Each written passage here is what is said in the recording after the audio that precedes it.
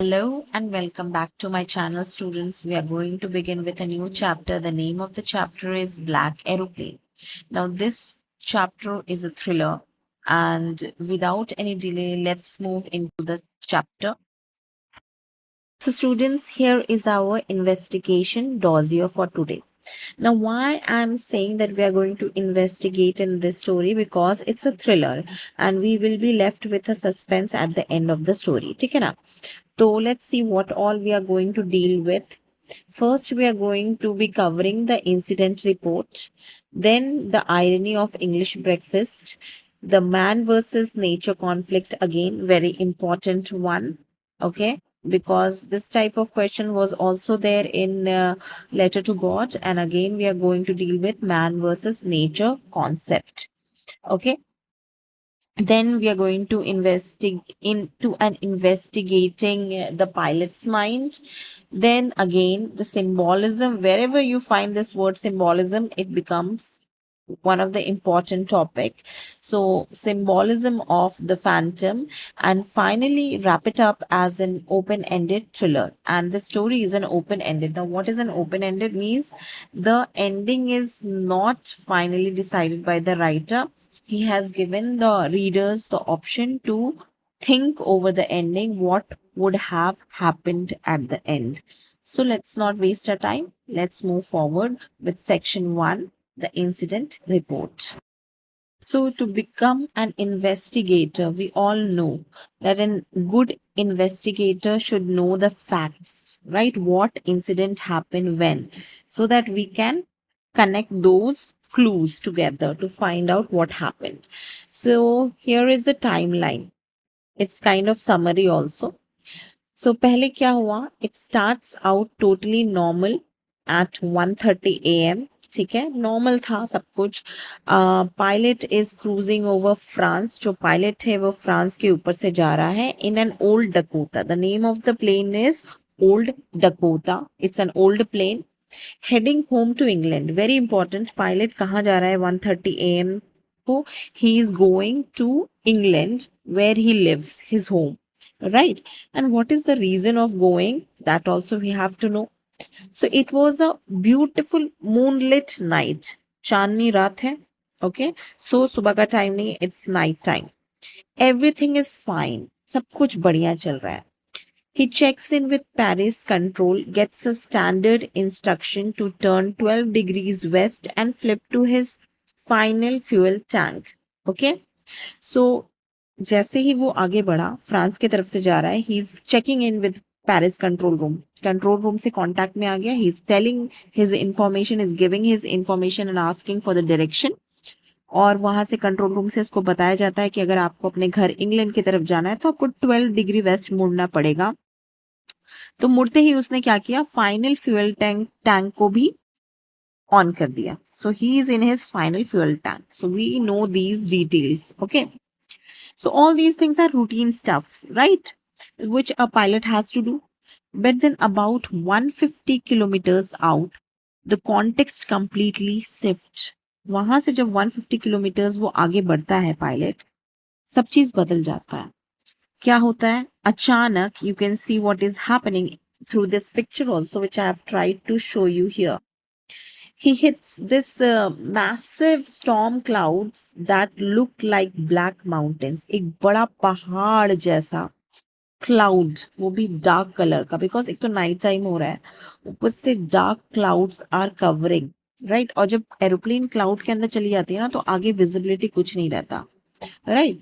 Instead of turning back he flies right in. और pilot में हिम्मत इतना है कि उसको घर जाके मिलना ही है, अपने घर जाना ही है, इंग्लैंड जाना ही है. And he wants to have breakfast with his family. इतना मन है उसको घर जाने का कि he is having this determination to get into this black clouds, stormy cloud. मौसम खराब हो गया है, लेकिन he is going into that black mountain clouds. So he is not turning back. He flies right in. His instruments instantly dies. अब मौसम खराब है, इससे बड़ा खराब सिचुएशन नहीं हो सकता आसमान में. साथ में एरोप्लेन के जितने इंस्ट्रूमेंट्स हैं सारे खराब हो गए. So he ends up following a mysterious phantom plane for half an hour until he is literally running on fumes. So what happens? Suddenly उस black stormy mountain जैसे क्लाउड के बीच में एक अलग सा एरोप्लेन आता है ब्लैक कलर का, जिसपे कुछ नहीं दिख रहा होता, राइट? कोई लाइट्स नहीं जल रही होती, बट सडनली वो फैंटम एरोप्लेन कहीं ना कहीं से आ जाता है, which helps him and helps him find the way, and then somehow breaks through the clouds and lands safely, which makes the pilot of Black Dakota, हमारे जो पायलट है उसका हेल्प करता है वो ब्लैक एरोप्लेन क्या करने में, उस मौसम खराब मौसम में जहां उसने सारी उम्मीदें छोड़ दी, उसका फ्यूल खत्म हो गया, उसके इंस्ट्रूमेंट्स काम करना बंद कर गए, लेकिन वो एक अननोन ब्लैक एरोप्लेन आकर के उसको हेल्प कराता है कि वो सेफली रनवे पे लैंड कर सके. So this is what the times line which I have put here about Dakota. You can see हमारा पायलट 1:30 AM में बहुत एक्साइटेड है, फुल उसका टंकी फुल है, यस पेट्रोल फुल, सब चीज सही. रात के टाइम में he is leaving to England, Paris होते वो इंग्लैंड जा रहा है. रास्ते में अचानक मौसम खराब हो जाता है, राइट? सब चीज खराब है, हो गया मौसम खराब, इंग्लैंड जाना है, फैमिली से मिलना है, ब्रेकफास्ट लेना है, लेकिन मौसम खराब हो गया. फिर भी क्योंकि घर की याद इतनी आ रही है that he wants to go into this dangerous situation, he enters into the cloud. और सब इंस्ट्रूमेंट्स फेल हो गए, लेकिन वहां पे एक phantom aeroplane appears which has no lights, nothing, but it is there to help the pilot. उसने इशारा किया होता है कि चलो मैं दिखाता हूँ रास्ता. और जब पायलट की, डकोटा पायलट की फ्यूल एंड होने वाली रहती है, कुछ ही टाइम बचा रहता है, उसके बाद इंस्ट्रूमेंट्स फेल होने के बाद अब फ्यूल भी एंड हो रहा है and is losing all his hope कि मैं तो अब मर ही जाऊंगा. This black aeroplane helps him land safely on the runway.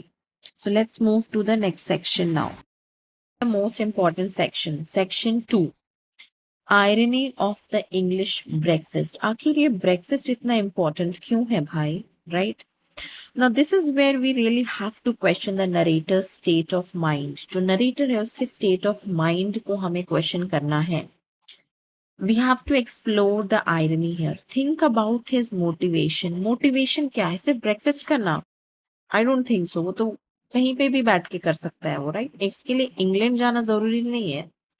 So the guy, the pilot, just want a warm, comforting English breakfast and a holiday with his family. Family is important for him. He want that emotion, right? Happy emotion. He's craving for that. ठीक है, totally relatable. अगर आप भी summer vacation में या कभी भी winter vacation में आप कहीं दूर रहते हो अपने फैमिली से, आपको घर आना है छुट्टियों में, टिकट्स नहीं मिल रहे हैं, ट्रेन का टिकट नहीं मिल रहा, आप कितना भी पैसा खर्चा करके फ्लाइट से आने को रेडी हो जाते हो क्योंकि आपको घर आना है, एक क्रेविंग होती है घर वालों से मिलने की. सेम उसके साथ भी है, he wants to go home back, right? So बहुत रिलेटेबल सिचुएशन है. It represent safety and home. ये ब्रेकफास्ट सिर्फ ब्रेकफास्ट रिप्रेजेंट नहीं कर रहा है, सेफ्टी और होम रिप्रेजेंट कर रहा है. But look at the deadly risk he takes to get it. कितना डेडली रिस्क लिया उसने, राइट? अगर वो उस दिन उसको ब्लैक एरोप्लेन नहीं बचाता, he would have died. So he is flying this old struggling aeroplane. पहला तो इसका एरोप्लेन कोई नया चमचमाता हुआ नहीं था, ओल्ड था, ओल्ड डकोटा था. And he's basically out of fuel also, so he can't fly around the storm. Fuel भी खत्म हो रहा है, तो obviously storm में जाना खतरे से खाली नहीं था. So instead of turning back or turning around and going back to Paris, which is the obvious logical choice, एक intelligent आदमी का यही choice होता कि वापस चलो भाई, जान है तो जहान है. लेकिन उसने क्या किया? He decides to risk imminent death. Death के साथ रिस्क लिया है, नॉर्मल नहीं कि हाथ पैर टूट जाएगा. He is going to die. And why is he going to take this risk? Only for the plate of breakfast, right? So the irony is just wild. right? This totally mundane craving literally drives him straight into a nightmare. ये जो mundane ऐसी फालतू की craving हो रही है इसको, अगर मान लो उस दिन वो वापस चला जाता, किसी और दिन आता, सुबह सुबह एरोप्लेन लेकर के आता, ठीक है, वो अपनी फैमिली के पास मिलता, किसी ना किसी दिन ब्रेकफास्ट कर ही लेता वो फैमिली के साथ। जरूरी नहीं था कि उसी डेंजरस रात को उसको जाना था। So it's a kind of stupidity also. अगर सीबीएसई आपको ये क्वेश्चन पूछे कि imagine if you are in old Dakota, will you fly into that stormy mountain clouds, what will your answer be? तो आप भी सोच लेना, क्या आप पायलट की तरह बिहेव करोगे या आप थोड़े इंटेलिजेंटली बिहेव करोगे? सो let's move forward. Just listen to this quote. See what is the motivation for the pilot and how is he speaking? What is that important dialogue he's saying and motivating himself before getting into the cloud? तो एक motivational speech उसने खुद को बोला, ठीक है, क्या बोला उसने? I ought to go back to Paris, I thought, but I wanted to get home. I wanted that breakfast. I'll take the risk, I thought. Right? It's almost unbelievable, है ना? But it perfectly cements his state of mind. लेकिन हमें यहाँ से पता चल जाता है कि उसके दिमाग में क्या चल रहा है। और बिना मोटिवेशन के, बिना सेल्फ टॉक के, you will not be able to take these kind of risks. So self-talk is most important for anybody, even for you people. If you are not motivated from within, you will not be able to study for your board exam and prepare with wholeheartedly, right? So अगर question में आया ये चीज तो आप उसको अपने से भी रिलेट करके लिख सकते हो। We are doing competency based preparation, right? So it's a classic case of emotional motivation completely overriding logic. यहाँ पे जो मोटिवेशन था वो इमोशनल था, लॉजिक को पीछे छोड़ दिया। लॉजिकली करेक्ट नहीं था ये मोटिवेशन, अपने जान को खतरे में डाल करके अपने फैमिली से मिलने जाना, ये मोटिवेशन बिल्कुल ही बेकार था, right? Because it was life threatening, logic को डिनाई कर रहा है। हियर वी नो कि डकोटा को जो पायलट है, ही इज इंटेलिजेंट, उसे पता है कि ही शुड टर्न बैक, उसको वापस जाना चाहिए, उसके पास फ्यूल नहीं है उतना, मौसम खराब है। But what is the reason? The reason is emotional pull of home. Emotionally connected है वो अपने घर से बहुत ज्यादा और उसको घर खींच रहा है, जिसकी वजह से क्या हो गया, he is blinded by the love और इमोशन ऑफ होम। अंधा हो गया वो प्यार में अपने फैमिली के। So he is putting himself into immense danger, और अपने आप को खतरनाक सिचुएशन से जूझने के लिए वो तैयार है कि he is ready to even die to meet his family that day. So that was a sheer stupidity, but he has motivated himself like that. Now let's move on to section 3. चलो let's do with section 3. Conflict, और conflict किसके बीच में? Man versus nature के बीच में। देखना है कौन ज्यादा पावरफुल है। Now every good story needs some friction, right? कुछ तो मसाला, कुछ तो friction एक स्टोरी को मजेदार बनाएगा, right? So for your competency based learning, we classify this struggle as man versus nature. Competency based questions तो आएंगे ही आपके 50% from your CBSE। तो अब CBSE किधर से क्वेश्चन पूछेगी? छोटा सा स्टोरी है, मैन वर्सेस नेचर तो वो जाएगी ही। अब नेचर की बात आ जाती है। This storm is in some evil villain with a master plan. ये जो अचानक से काले माउंटेन की तरह बादल आ जाना पायलट के सामने, क्या स्टॉर्म सच में विलेन बन के आया था? नो, वो क्लाउडी माउंटेन्स तो उस एरिया का मौसम खराब ही था, राइट? वो नेचुरल प्रोसेस था, उस एरिया का मौसम ही खराब है। It's not a villain, it's just this massive indifferent natural force that instantly, ये नेचुरल फोर्स है जिसने अचानक से हमारे पायलट को का सब कुछ छीन लिया। It strips the pilot of everything, right? क्या छीन लिया उससे? His control, his technology, his sense of direction, हर चीज नेचर छीन लेती है पायलट से। अब वो जानबूझ के नहीं करती है, it is not the natures fault, right? So it's the ultimate test of survival instincts, and the NCRT text जो आपकी किताब है paints this absolute chaos so vividly. इतने अच्छे से आपके टेक्स्ट में बताया गया है कि अचानक स्टॉर्मी माउंटेन आ जाते हैं पायलट के आगे, और पायलट के पास टाइम रहता है डिसाइड करने के लिए whether he wants to go inside the cloud और नॉट, राइट। और उसने डिसाइड किया होता है कि he is going to get into the cloud because he wants to reach his home for the breakfast. अब जब वो क्लाउड में चला गया है, everything is out of control. Survival instincts हैं उसके अंदर, पायलट के अंदर, राइट। बनने से पहले जीने की कोशिश वो करेगा, सरवाइव करने की कोशिश करेगा, कोई भी इंसान करता है। For example, if you are going to sink in water, आप डूब रहे हो पानी में, आपको तैरना नहीं आता, लेकिन फिर भी आप बचने के लिए हाथ पैर जरूर मारोगे to survive. Yes, and your NCERT paints this chaos, ये जो क्योस है उसको कितने क्लियरली उसमें बताया गया है। So what is happening inside the cloud, कैसे बताया एनसीईआरटी में कि सब चीज जैसे ही क्लाउड के अंदर पायलट जाता है, everything is suddenly black, he is unable to see his direction. The old aeroplane jumped and twisted in the air, जो एरोप्लेन है वो गोल गोल गोल गोल घूमने लगा, राइट। सो क्या कंट्रोल पायलट के पास रहा एरोप्लेन का? नहीं। Right there, it is a clear evidence of physical beating he was taking. Physically, he was taking all those trauma.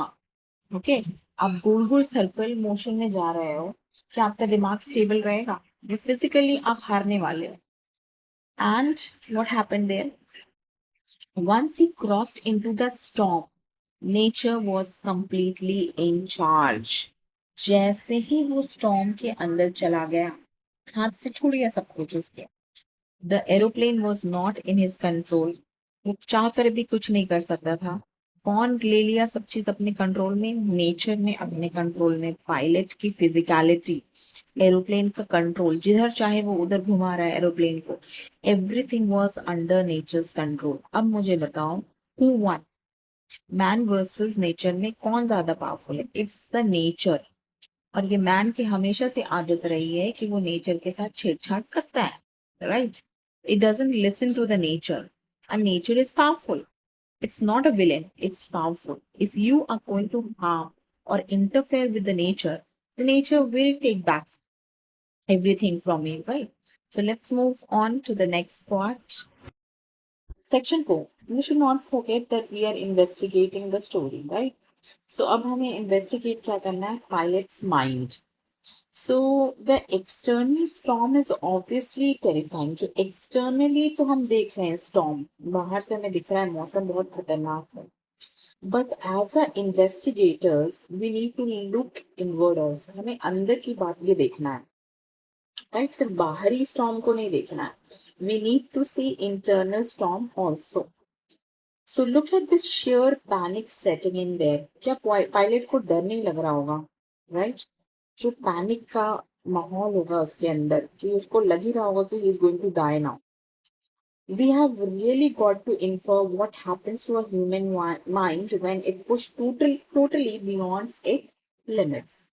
एक ह्यूमन माइंड के अंदर क्या चलता है अगर वो उसकी लिमिट को क्रॉस करने के लिए बाद, ठीक है, आप अपने मौत से लड़ रहे हो, लिमिट तो आपने क्रॉस कर ही दिया। So when you lose all sensory inputs and your technology completely fails, how does your brain even cope? सब कुछ खराब है, you can see everything is out of your control, then what is going inside your brain? How will you survive? Just imagine the compounding stressors in that cockpit. क्या माहौल होगा उस cockpit के अंदर उस पायलट के साथ, उसके दिमाग में। स्टॉर्म तो बाहर चल रहा है, उसके दिमाग में कौन सा स्टॉर्म चल रहा है? It's literally a perfect storm for psychological break, right? Complete loss of visibility. He looks at the compass and his compass is not functioning. It is just spinning wildly, completely dead. He tries the radio, सब चीज try कर रहा है वो, to reach Paris. Dead air, कोई radio से भी कोई कांटेक्ट नहीं हो रहा। He is completely isolated, अकेला है वहां, कोई नहीं है हेल्प करने के लिए आसपास। Wrestling with his heavy old plane, वो जो हेवी सा ओल्ड प्लेन है उसके साथ लड़ाई कर रहा है, वो रेसल कर रहा है उसको बचाने के लिए. And the clock is also ticking because he's only got about 5 or 10 minutes of fuel left. समय भी भाग रहा है, फ्यूल है ही नहीं. हाँ, उसके पास कुछ ही मिनट्स बचे हैं, फ्यूल भी खत्म हो जाएगा, सारे रास्ते बंद हो जाएंगे. Every single tether to reality is just stripped away. कोई भी चीज जो उसको हेल्प कर सकती थी is all taken away from him. Everything is stripped away from him. The fear and the isolation must have been absolutely overwhelming, right? क्या emotions होंगे उसके दिमाग में when you are in this situation, dying situation where you do not know, you've lost all your hope, you have tried everything.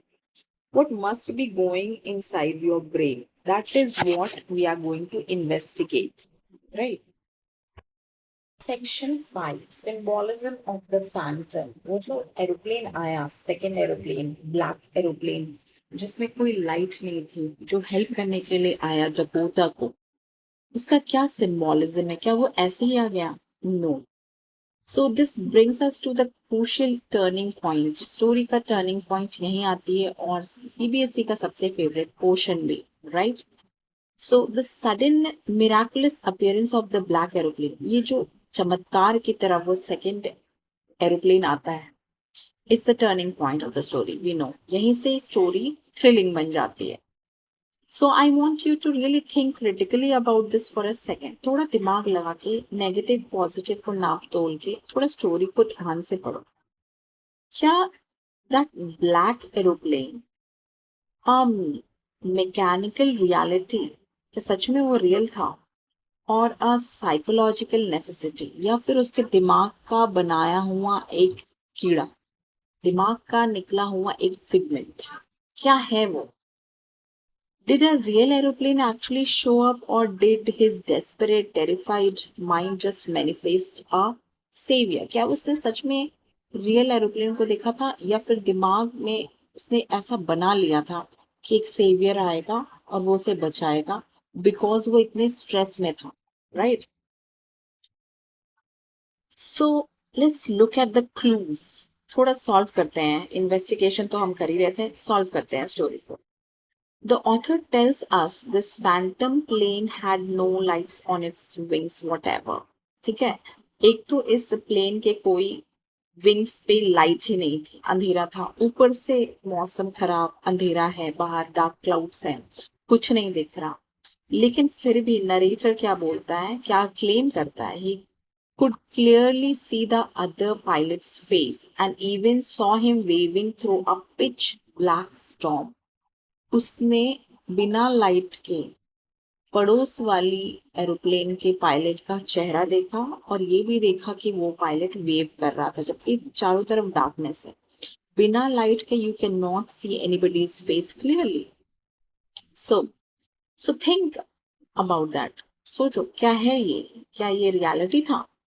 The logical inconsistencies, जो inconsistencies है यहाँ पे logic के according, you can see face in absolute darkness. ठीक है, logic तो यही कहता है कि आप किसी का अंधेरे में फेस नहीं देख सकते विदाउट लाइट सोर्स, आपको लाइट चाहिए. So this strongly implies that the black aeroplane is actually a symbol. So मेरे अकॉर्डिंग तो वो एक सिंबल ही था, दिमाग में बनाया हुआ एक सपना, एक छल, कि अपने आप को बचाने के लिए, सरवाइव करने के लिए उसने अपने दिमाग में एक कहानी बना ली कि उसके वो अकेला नहीं है, उसके साथ एक और एरोप्लेन है. This is according to me. Okay, it's a projection of his own internal survival instinct. अपने ही सर्वाइवल की इंस्टिंक्ट की वजह से उन्होंने ऐसा सपना क्रिएट किया अपने आसपास.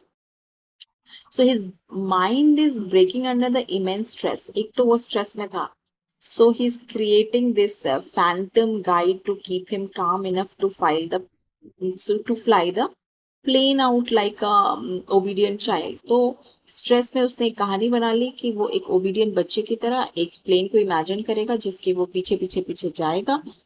ठीक है, और वो लैंड कर जाएगा। ऐसा उसने अपने दिमाग में कहानी बना ली। According to me this is what must have happened. So वो जो फैंटम एरोप्लेन है वो क्या है, इसके सर्वाइवल इंस्टिंक्ट का, बचने का तरीका, सर्वाइव करने का तरीका, that is what according to me the symbolism is. लेकिन अगर सीबीएसई क्वेश्चन पूछता है आपसे कि was that a real aeroplane or was it an imagination, it depends totally on you children कि what is your answer। competency based question का मतलब यही होता है कि आपके समझ में जो आता है आप वो लिखें, या तो आप उसको इमेजिनेशन लिख सकते हैं या तो reality. So let's move on to the next section now. Let's move to section 6 and open ended thriller। मैंने स्टार्टिंग में ही आपको बताया था कि स्टोरी क्लोज एंडेड नहीं है, इट्स ओपन एंडेड, यानी ऑथर ने आपको फ्री विल दिया है कि आप इसका एंडिंग खुद सोचें। And so this brings us to the chilling conclusion of our case file. हम एक इन्वेस्टिगेशन कर रहे थे स्टोरी शुरू होने से पहले, अब कंक्लूजन का टाइम आ गया।